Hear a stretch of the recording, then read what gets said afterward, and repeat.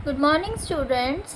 आज हम देखेंगे गणित मंजरी क्लास 9th की बुक का chapter number 2 introduction to linear polynomials.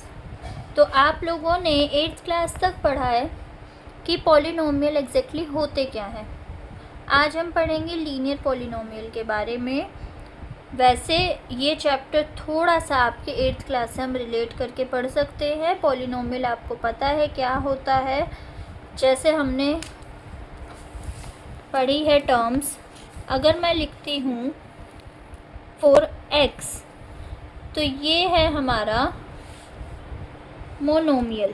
क्या है ये? मोनोमियल। मोनोमियल मतलब जिसमें आपके पास एक सिंगल टर्म होती है। एक सिंगल टर्म आपको गिवन होगी तो उसको हम बोलेंगे मोनोमियल। लेकिन जब हमारे पास दो टर्म्स एक साथ होगी, अगर मैं इस 4x के साथ +1 लिख देती हूँ तो एक टर्म आपकी हो गई 4x, दूसरी टर्म हमारे पास आ गई है 1, तो ये हो गया हमारा बायनोमियल। ये आ गया हमारा बायनोमियल। अब मैं इसमें और चेंज करती हूँ। अगर मैं इसको लिखती हूँ 4x⁻²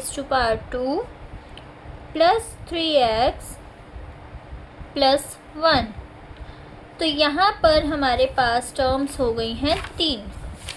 तो 3 टर्म्स हैं तो हम इसको बोलेंगे ट्राइनोमियल। जब हमारे पास एक टर्म होती है तो हम इसको बोलते हैं मोनोमियल। जब दो टर्म्स हो जाती हैं तो हम इसको बोलते हैं बायनोमियल। लेकिन जब हमारे पास 3 टर्म्स हो जाती है तो हम उसको बोलेंगे ट्राइनोमियल। अब इसके बाद हम फर्दर ऐड करते हैं एक और टर्म। मैंने यहाँ पर लिखा 4x⁻³ + 3x⁻² + 2x + 1। अब यहाँ पर आपके पास 3 की जगह 4 टर्म्स हो गई हैं तो इसको हम बोलेंगे पॉलिनोमियल। फर्स्ट है हमारा मोनोमियल, जिसमें हमारे पास एक सिंगल टर्म होती है, चाहे वो वेरिएबल के साथ हो या बिना वेरिएबल के हो। नेक्स्ट है हमारी बायनोमियल।